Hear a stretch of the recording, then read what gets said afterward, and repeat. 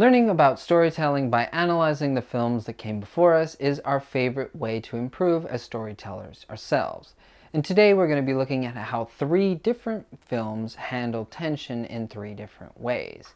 Tension is best used when placed betwixt the 3 major turning points of the film, and it's usually best when used right before the major turning point as opposed to right after. We'll start with the raid.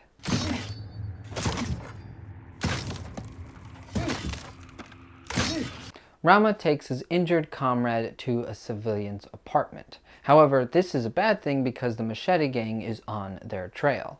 And for a film that is almost entirely about action, this scene serves to give us a different look at action, the absence of it. The gang barges into the room and there is nothing that Rama can do about it. The gang starts to ransack the place looking for Rama, and even the civilian tries to give some protest.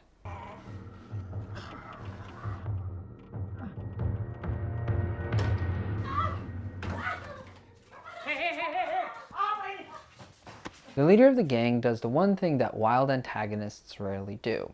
He starts to calm down. And then we get to one of Hitchcock's favorite devices, showing the audience what's going on.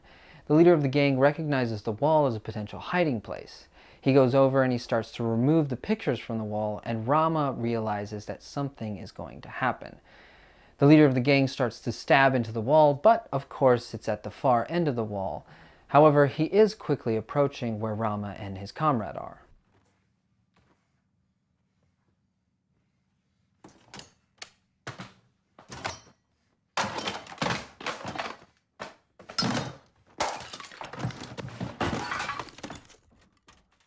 Rama has to hold closed the mouth of his comrade as they try to scurry even further back into the wall behind them. The civilian once again comes to Rama's aid by pulling the leader's attention away from the wall for just a few moments. And this is exactly what Rama needed. He has been sliced in the cheek, and he has to make sure that the leader doesn't see the blood as he takes the machete out of the wall. So Rama carefully places his hand on the blade in order to catch that blood as it is removed from the wall. This is successful, and it allows Rama, his comrade, and the civilian couple to continue living.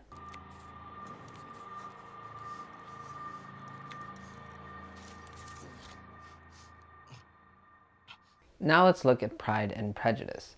This classic enemies to lovers story speaks for itself. 2 people meet, they form poor opinions of each other, and those opinions get worse until the moment of realization.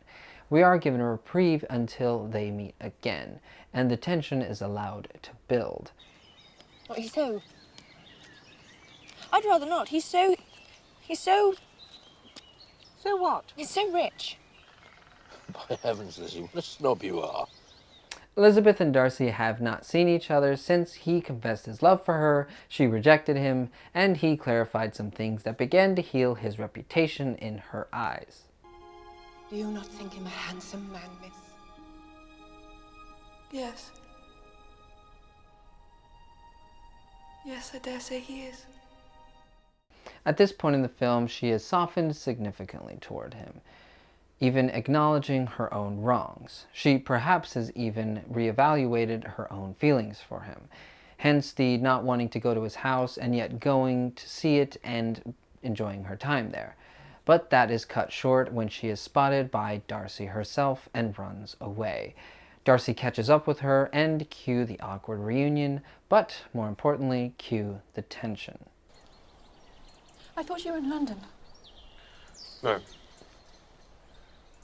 No, I'm not. No. No, I We came would not back have a come day if we'd early, known you some were business with my steward. here. At this point, the audience has not seen them together in a while. They forego niceties and instead awkwardly throw out statements talking over each other, trying to explain themselves.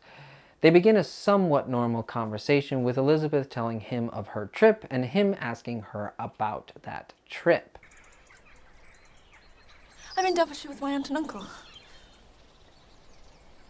And now you're having a pleasant trip?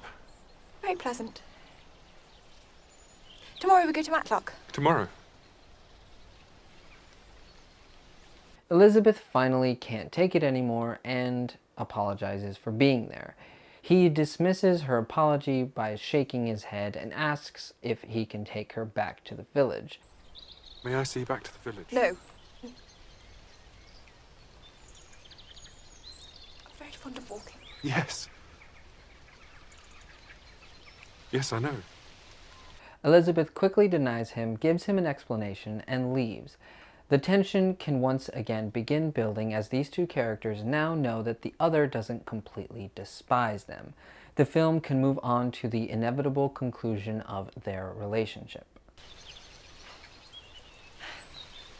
Goodbye, Mr. Darcy.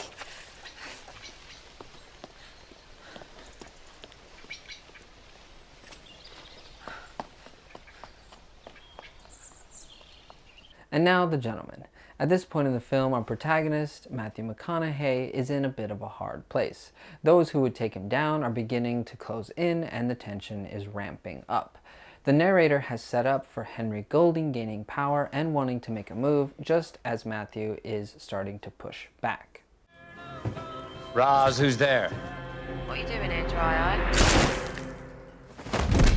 Oh, it's warming up now, isn't it? This scene takes us right up until the moment of the tension snapping. Matthew stops for a quick snack and a chat with his wife, Michelle Dockery, when he is visited by an assassin and Michelle is visited by Henry Golding.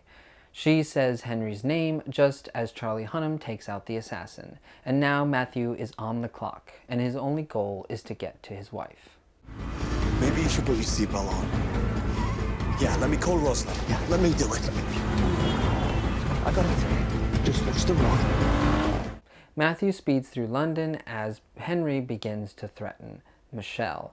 Matthew gets hit by a bus, causing the audience to doubt if he'll make it. Things with Michelle escalate as she refuses to go with Henry and pulls a gun on him and his goons. Matthew crawls out of the car as Michelle takes out the two goons. Only problem is she only had 2 bullets. And with that, Henry attacks her as Matthew runs with everything he's got to her aid, arriving just in time. Hello, babe.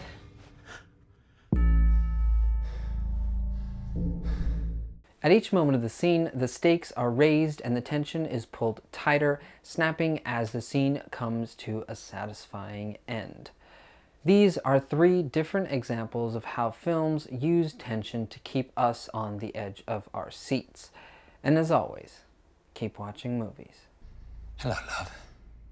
So you're basing your whole crescendo on a figment of your imagination. I'm basing my whole crescendo on the sum of its parts.